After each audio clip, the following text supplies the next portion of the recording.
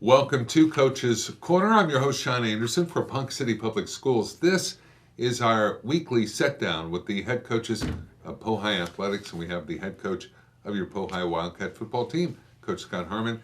And Coach, you head to Deer Creek Friday, number 2 team in the state. You put 21 on the board against the number 2 team.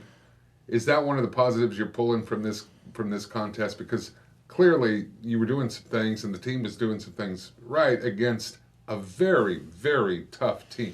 Yeah, Deer Creek's legitimate number 2 team in the state. They do a good job. They're well coached. They got about 95 kids out, so they're really deep. Got a good quarterback. I was really pleased with our effort down there.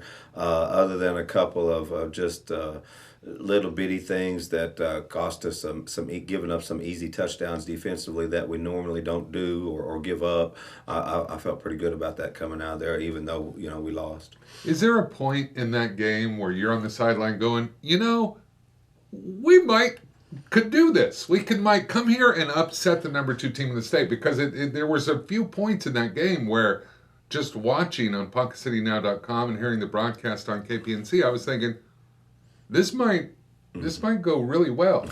A play here or play there, it's just really close. I don't know if people realize how close we are. It's kind of frustrating. We've played 4 games now. I believe the combined record is like 16-2 or 16-3 of the teams that we played, and it's just a really tough first half of the schedule, and we knew that going in. So we keep making baby steps. The kids are getting a little frustrated because it's not coming out in W's, but for the most part, their effort and their attitude and their willingness to keep doing things the correct way is really a positive for all us on the coaching staff. Yeah, players that really stepped up in that Deer Creek game that you could players of the game, if you will, or who just really stood out to you for just a wonderful effort?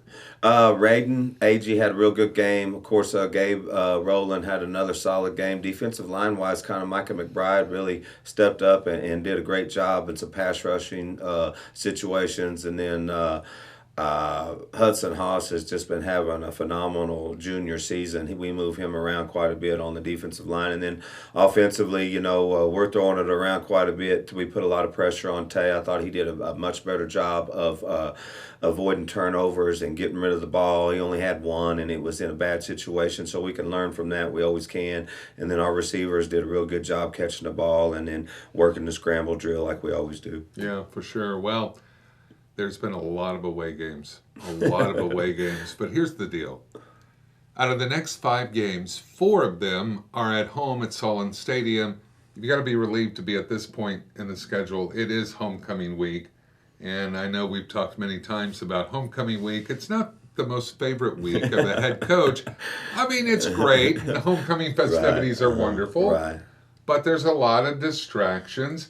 And how do you, as a head coach, kind of curtail that a little bit or kind of keep that from becoming a major issue? We try to compartmentalize those things while we're at practice. These kids, we ask them to, really focus in on practice for about 2 hours a day, maybe a little bit more than that when you throw in the early lifting and the meeting times early in the morning. But for the most part, we get our work done, and then we want to show as much, school spirit and things of that nature and do things for the community that we can. So we like to get involved with these things. We just don't want it to take away from, our main goal, which is to try to win a home football game. Yeah, Lawton is coming to town. Lawton, typically football team will schedule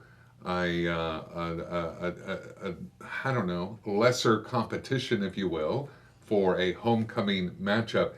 Do you really, in high school football, do you really have that foresight going in? I mean, how do you size up Lawton? Well, Lawton's very athletic. They're undefeated right now. Probably, I think they're rated 7th or 8th right now. I don't think they've played quite as tough a schedule as we have, to be real honest with you. So it's really kind of tough to tell. We've got a couple of similar opponents in Ponca City or Putnam City Original and some Enid, some things of that nature. So we feel like we match up with them well. They're extremely athletic. Their coach does a good job of getting them in positions to be successful. So we'll have our hands full again this week, but we feel like 4 out of 5 at home will give us a chance to kind of heal up. We're a little bit banged up and we're not very deep, so we're gonna try to do as good a job as we can managing these kids' reps so that they're healthy on Friday nights. Yeah. Is that the key to the game? What are the keys? Just not to turn the ball over. I thought last Friday was as close to as a complete game as we played. Really, we only had one busted coverage, one turnover. So those things are coming down like we need them to. If we can eliminate some big plays on defense, which is traditionally we don't give up, and we gave up last week a little bit. If we can make them drive the length of the field and make them be patient, we'll be in the ball game late. Yeah, for sure. The Ponca City Wildcats homecoming game. Lawton coming to town Friday night. Now, before that, speaking of homecoming festivities, Thursday night's the big homecoming parade, of course, down Grand, then up 5th to the high school, and on the Howell lawn to celebrate homecoming on Thursday evening.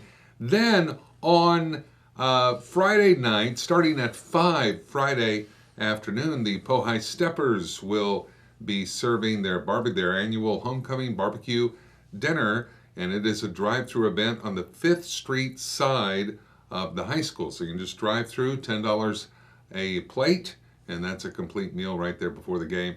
And that'll go until right before all of the homecoming festivities down on the field at Solon Stadium. So we hope you get out there and support the Wildcats. Our thanks to Coach Harmon, and thank you for being here. We appreciate it. Thank you, guys. We always look forward to it, and we'll be visiting soon again with Coach Scott Harmon of the Ponca City Wildcat football team. Remember, Wildcats, thank you for watching, and hold that line.